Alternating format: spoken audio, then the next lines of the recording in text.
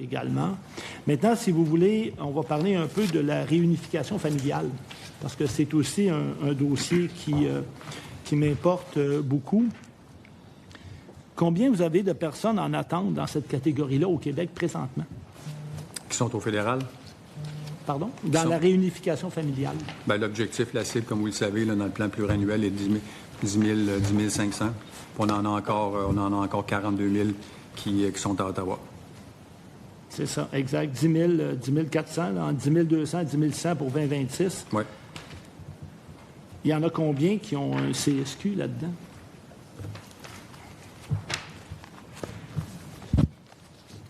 Je peux vous donner ça si vous me donnez quelques petites secondes. Oui, bien, j'ai d'autres questions. Vos collègues pourront regarder. La réunification familiale, vous le savez, là, c'est des gens qui sont ici, qui attendent un conjoint, une conjointe. Les gens qui sont ici, bien évidemment, ils ont une maison, ils travaillent. Ces gens-là vont être prêts à venir ici travailler.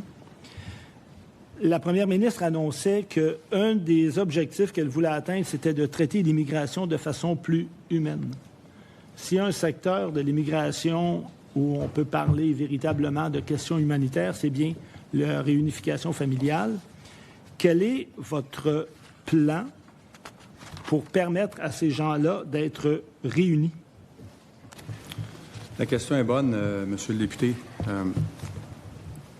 Je sais que dans les dernières années, ça n'a pas commencé avec moi, là, autant mes prédécesseurs que ceux qui étaient au Parti libéral à l'époque, en 2014-2018, les cibles de réunification, de regroupement familial ont pas mal toujours été les mêmes ou à peu près, à quelques centaines ou 1000 près. De mémoire, là, on est à 10 500 dans la planification. Ça a peut-être monté à 12 500, 13 000 de mémoire là, dans les années antérieures. Donc, on a nécessairement un défi pour ces gens. On sait que du côté d'Ottawa, bien, nécessairement, il y a une liste de gens qui attendent, nécessairement. Puis dans ces conditions, bien, on a décidé, avec les discussions puis la planification qui a été préparée par la société civile, les partenaires, les députés, défini que la cible de 45 000 qui incluait 10 500 de recoupement familial allait être celle avec laquelle on allait travailler dans les trois prochaines années. Donc, je sais que ça peut décevoir ceux qui attendent leur résidence une fois pour toutes, mais c'est la cible qu'on a décidé d'avoir pour être capable de répondre à notre besoin du Québec et nécessairement au désir des nouveaux arrivants d'arriver au Québec et de résider au Québec. Monsieur le ministre, en mai, l'Association du barreau canadien, vous écrivez. Est-ce que vous avez pris connaissance de leur lettre? Excusez-moi.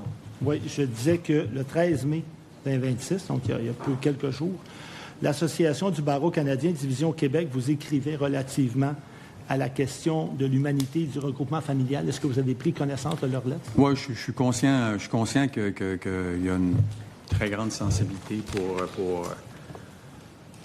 pour la société civile en général. Mais comme je l'ai mentionné, je ne veux pas paraître insensible, mais c'est les chiffres avec lesquels mon prédécesseur et toute la société civile et les parlementaires ont travaillé. On est conscient que c'est peut-être long, très long même pour certains, mais la cible qu'on s'est donnée, c'est une cible qu'on va respecter à quelques centaines près nécessairement, mais on n'ira pas plus haut que ça pour d'ici 2029 avec la planification pluriannuelle qu'on a définie.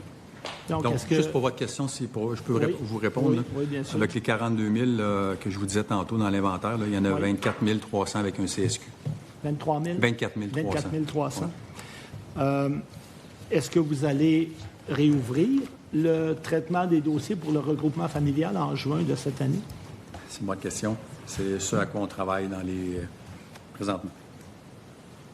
Et donc, vous ne pouvez pas vous engager devant la commission à dire si vous avez, pas le nombre, si vous allez le réouvrir ou pas? On regarde la situation, M. le député. D'accord. L'Association du barreau canadien disait que l'imposition d'un quota en matière de regroupement familial soulève des enjeux majeurs d'ordre humain, social, juridique et qu'il devrait idéalement être retiré. Ils adoptent ici une approche pragmatique et constructive, je les cite. on nous souligne aussi que plusieurs Québécois et Québécoises, à cause des quotas, ont des délais de 4 ans avant de pouvoir être réunis avec un proche. Et là, ici, on parle de regroupement familial. Donc, ma compréhension, c'est des gens qui rencontrent d'autres personnes à l'étranger, qui tombent en amour, qui veulent vivre ici, continuer leur vie. Vous ne trouvez pas ça un peu difficile d'attendre 4 ans pour que votre conjoint puisse rejoindre son unité familiale ou son conjoint au Québec, alors qu'en général, dans les autres provinces du Canada, c'est à peu près 13 à 15 mois? Je veux bien peser mes mots, Monsieur le député. Je suis extrêmement sensible à ces cas déchirants de gens qui attendent.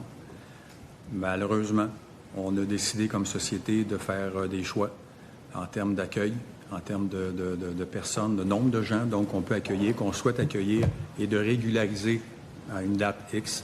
C'est ces choix que nous avons faits. Puis vous savez, je ne me tente pas de revenir antérieurement sur votre gouvernement et tout ça, mais on a au Québec, en tout respect, défini un nombre de gens, année après année, qui a été entre 10 000 et 13 000 de mémoire dans les 10-12 dernières années. Donc, je pense que chaque gouvernement fait ses choix.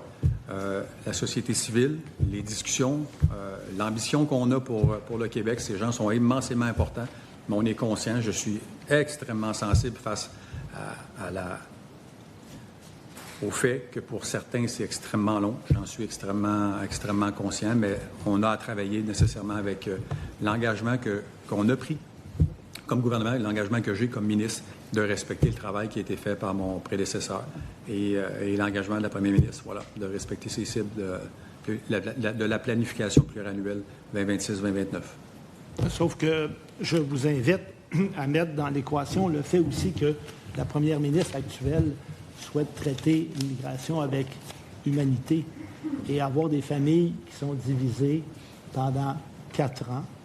Et là, vous ne pouvez pas vous engager pour savoir si vous allez réouvrir en juin ou pas.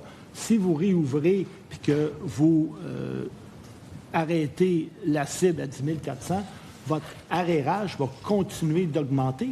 Donc, l'an prochain, ce ne sera plus 4 ans, ça va être 5 ans, 6 ans. Au fond, ces gens-là, là, quand on les rencontre, les conjoints qui sont ici, là, ils ont un toit, ils ont une maison, là, ça ne va pas avoir un impact sur la crise du logement, là, je vous le dis. Là. Ils ont déjà des lieux où ils résident, mais ils sont obligés d'attendre, à un point où il y a des gens ici qui ont des bons emplois. D'ailleurs, il y en a plusieurs qui travaillent au gouvernement du Québec, mais il y en a qui pensent aller juste ailleurs parce que c'est juste pas possible d'être réunis, puis de réunir une famille présentement au Québec. Est-ce que c'est quelque chose que vous allez considérer dans votre analyse? Bien, comme je vous l'ai mentionné, là, on va regarder dans les prochaines semaines, Monsieur le député, rapidement, donc pour une réouverture, si je peux le dire ainsi, donc pour répondre aux futurs engagements qu'on aura comme gouvernement pour le regroupement familial. Je suis extrêmement sensible, comme je l'ai mentionné, comme je l'ai mentionné sur la situation de l'arréage qui existe présentement au fédéral. On en est conscient que ça peut prendre du temps pour ces gens, mais j'ai à travailler avec les cibles qui ont été définies par plusieurs personnes à gauche et à droite qui ont défini la capacité pour le Québec de répondre à un enjeu d'accueil. Donc, je sais que c'est pas simple, c'est peut-être facile de le dire ainsi, mais c'est l'engagement qu'on a pris pour ces gens. Et alors, oui, ils vont être traités, mais à quelque part, on est conscient que c'est certain qu'on ne contrôle pas tous les entrées au fédéral. Je ne veux pas tout lancer la balle à Ottawa, mais il reste que, comme le député le mentionnait tantôt, du Parti québécois, on a vécu ce qu'on a vécu là, pendant les années de post-pandémie. Là, ça a été extrêmement difficile. Aujourd'hui, il y a une tendance nécessairement plus, ce que je peux dire, acceptable.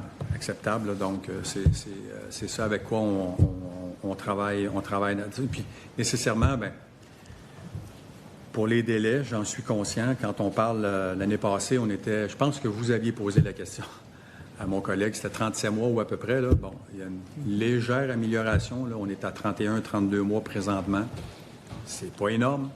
C'est pas énorme, mais quand même, il y a une amélioration qui est faite de ce côté là, pour les délais d'attente pour le regroupement familial. Sauf que vous comprenez que pour ces gens-là qui attendent, maintenant, ça pose des impacts, ça va retarder de fonder une famille. Dépendant de leur âge, ça a un impact sur leur projet de vie. S'ils veulent avoir, et ça c'était écrit, certains avocats en ont parlé, avoir une vie sociale, obtenir parfois des prêts, etc. Tout est compliqué. Et vous compliquez leur vie d'une façon vraiment significative. En plus,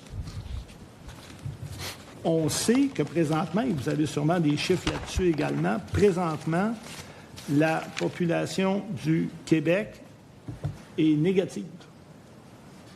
On a un décroissement de la population pour la première fois depuis des années, des années, des années.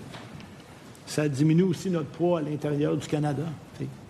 Quel est votre plan pour s'assurer que le poids démographique du Québec va arrêter de diminuer? Je peux vous soumettre que le regroupement familial, c'est une façon d'y arriver. Bien, c'est une bonne question, monsieur le député. Personne ne va nier le contexte ou le fait qu'on est une société plus vieillissante que certains autres États ou pays dans le monde. On est une belle terre d'accueil pour les immigrants. Puis on s'est donné comme défi de définir donc nos besoins pour ce qui est des nouveaux arrivants d'ici 2029. Puis je reviendrai tantôt en vous expliquant un petit peu, pour la première fois, les cibles qu'on s'est données pour les travailleurs étrangers temporaires et les permis et les étudiants étrangers.